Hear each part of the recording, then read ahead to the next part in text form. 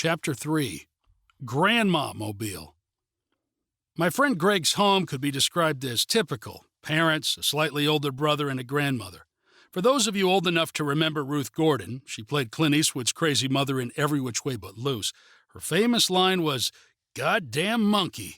Greg's grandma was exactly like Ruth. Now that you have the idea, I will continue. Greg relished the fact that he could endlessly manipulate his grandmother.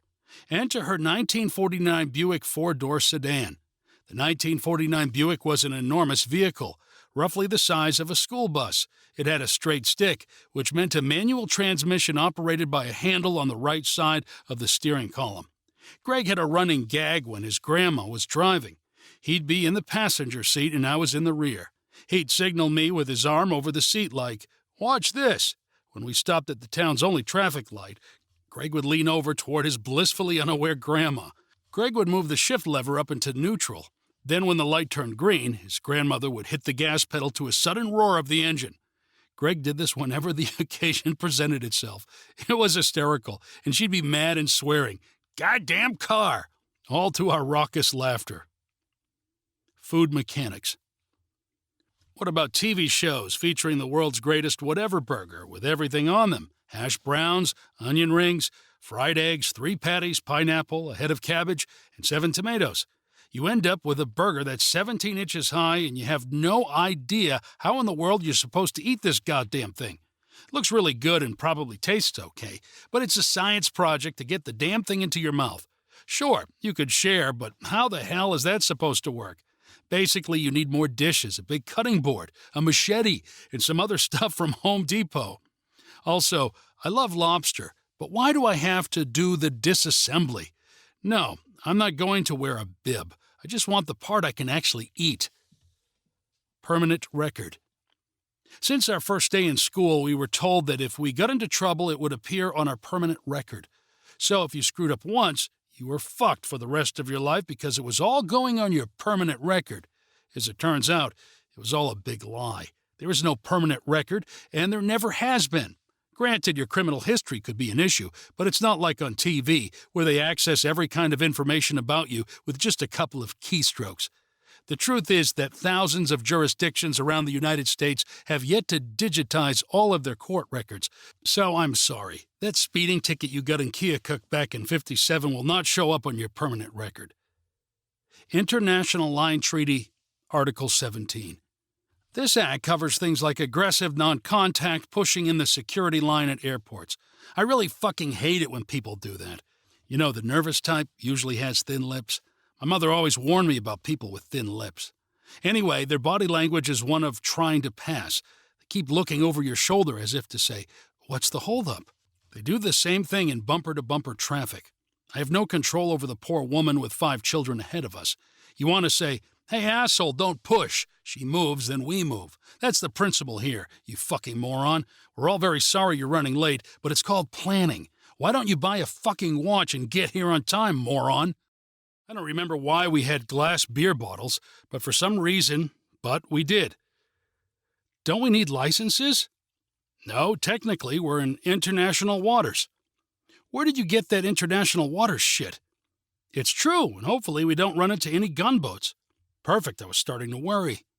Let's hope we aren't victims of a random strafing event over fishing licenses.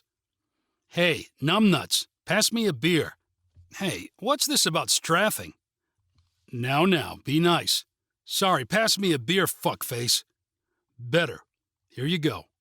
Hey, this bottle is really warm. Are they all like this? No. Hey, wait a minute. Did you take a piss in this bottle? Maybe. What the fuck? We eventually stopped laughing after almost capsizing the boat. Guys, I can't see the shore. What do you mean you can't?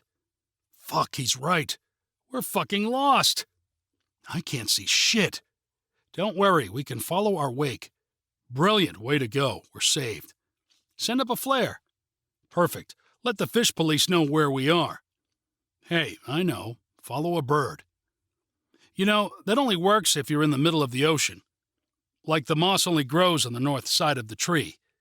How is the moss thing supposed to work in the middle of a lake? Quiet, I hear something. Oh, like your brain trying to work? Seriously, shut up. He's right. It's an onboard. Must be Coast Guard. We're fucked now. See, I told you. Probably a fucking gunboat. Holy cats. It's just some other drunks. Maybe we can follow them.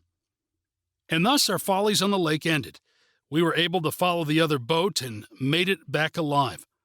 Once we got the boat put away, we decided it was probably time for a little laydown so we could gather our strength for another late afternoon of, you guessed it, drinking. After nap time, we started in again, primarily because we had a substantial inventory to work off. The plan at that point was to go into town, get something to eat, drink more, and then go to a movie. Movie, you may ask. Well, go ahead. Ask.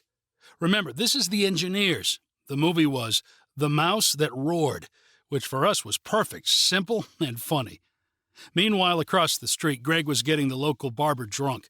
Greg, as a kid, spent most of his summers here and knew Mart, the barber, well. Mart had been on the wagon for 10 years until Greg hit town. We walked out of the theater after Mike argued with the manager about needing a receipt for his ticket for tax purposes. There was Greg sitting in the local police car with the town's only officer. Apparently, the cop had had a few pops, and Greg was wearing the officer's hat and sitting in the driver's seat. Those of us who'd been to the movie looked at each other and just shrugged. There was never a shortage of Greg events. I talked to Greg many years, decades, actually. Later, and he has little memory of the event. He does remember Mart's loss of sobriety. The following late afternoon, it was time to depart for Minneapolis. It was pretty important as I was to report for active duty military. More on the military later. Drinking again, with Mike driving in the middle of nowhere, we hit a deer. Mike slammed on the brakes and we all jumped out, as much as that was possible. The deer had all but wrapped itself around the engine. It was very dead. Mike started to cry. We gotta pray or something. Huh? Somebody died and we need to do something religious. Perfect. Call the Pope. That somebody was a fucking deer. Show some respect and stop talking about the fucking Pope that way. How about we do nothing? That's not very religious. Maybe we can fix the car. Are you serious? Fix the fucking car? Sure, pencilhead, go ahead and dig out the deer. At this point, I was really starting to panic. If I didn't report for duty in Minneapolis, I was about to be in serious trouble. Just then I saw headlights. The car pulled up and asked if we needed help. I asked if I could get a ride, and they said, sure, I hope it's okay that we're going to Minneapolis. Except for my first wedding, this was the last outing for the engineers. Everyone went their separate ways. Chapter 4. The Turkey. Once again, 4 of the 5 brain surgeons, members of the engineers, were prowling the streets in the Grandmamobile after dark. Suddenly we noticed something outside the town's only place to eat, the Marigold Cafe. The following are the comments made by our intrepid team of idiots. I'm not associating any particular with what was said, as it only matters that someone said it, and besides, I have no clear memory of who actually said what. Doesn't matter anyway, okay? Good. Let us proceed. Hey, what's that parked car outside the Marigold? Looks like a fucking turkey truck. What the fuck is a turkey truck? A truck full of turkeys, numbnuts. Okay, who cares? I need a turkey for my grandma for Thanksgiving. It's only September. I know, asshole. Let's grab one. I'm serious, it's really important. Why steal one? Aren't they cheap? It's the principle. What principle? Well, what? At least they don't hang turkey thieves around here. Shut up, monkey nuts. Come on, let's go. Oh, God, no. Do you have a plan? Come on. Where?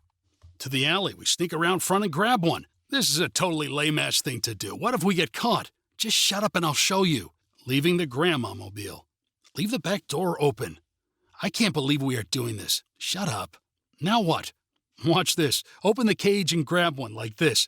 Pick 'em up. You pick 'em up. Fuck you, it's your bird. How the fuck do you pick up a turkey? Buy him a drink? Very funny, Mummy. Now help. Just grab him by the neck. I think it's dead. He's really fucking heavy. Fuck, it's moving. Kill the fucker. Yeah, right, like I brought a gun. A gun would have been a good idea. Sure, dipshit. Wring its neck. What? Grab the head and twist. Fuck, it's looking at me. He sure ain't very happy. Ain't happy? He's having a cat.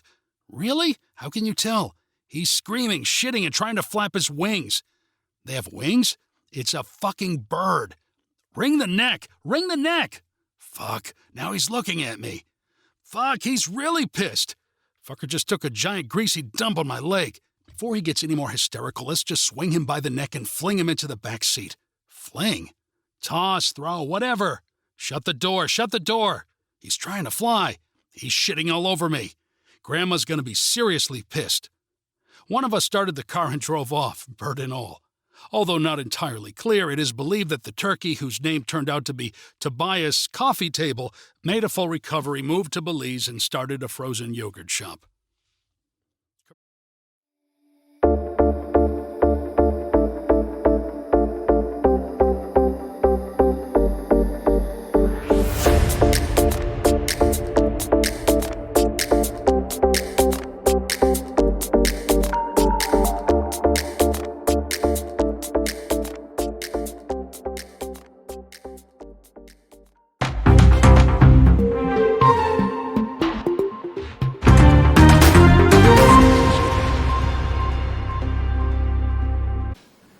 Hi there, Bob here with the news. According to the Copernicus Climate Change Service, Earth is at its warmest since 1229 BC, or 125,000 years ago. My question is, who did the researchers talk to? What books did they read?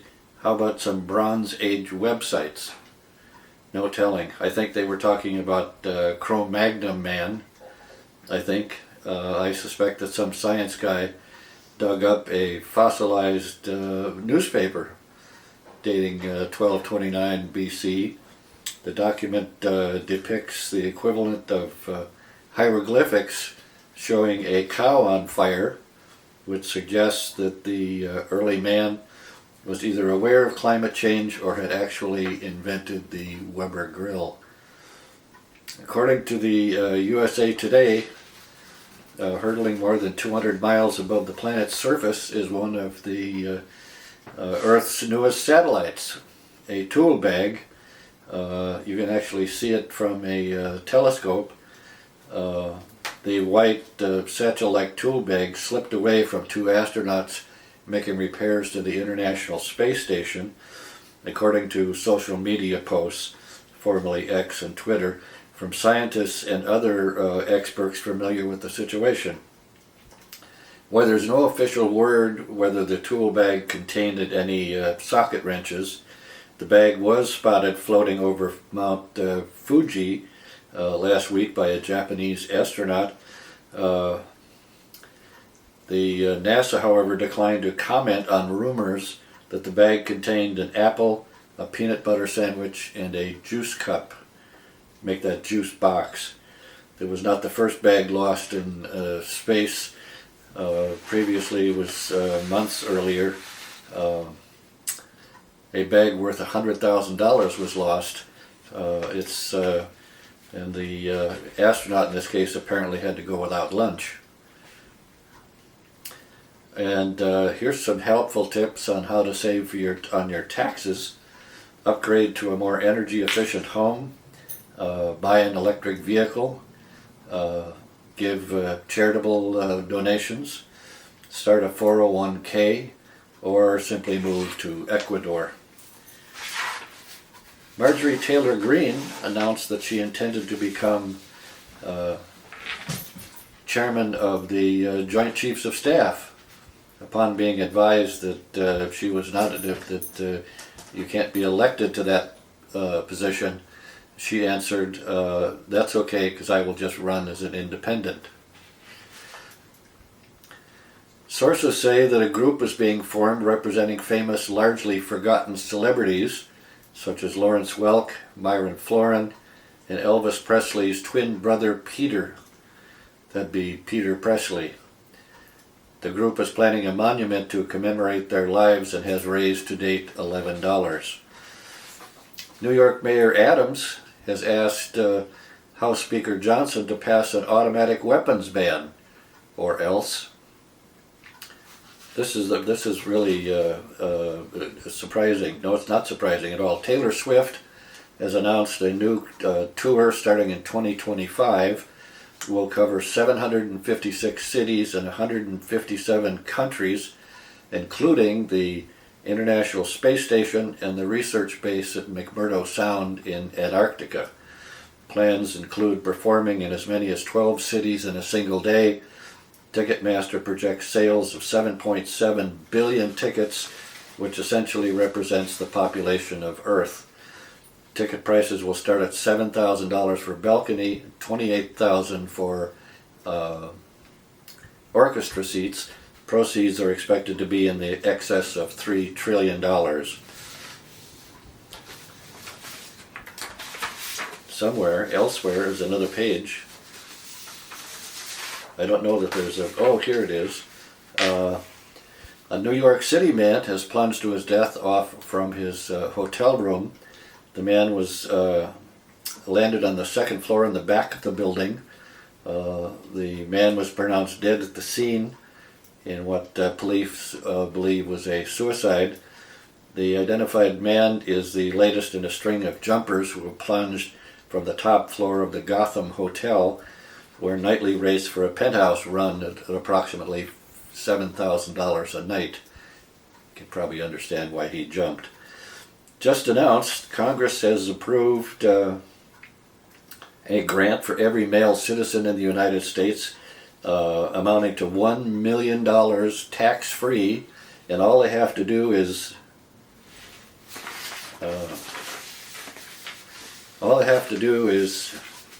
do we have that? We don't have that. We'll get that and bring it to you as soon as we can. So that's it for the news. This is Bob signing off. Thanks.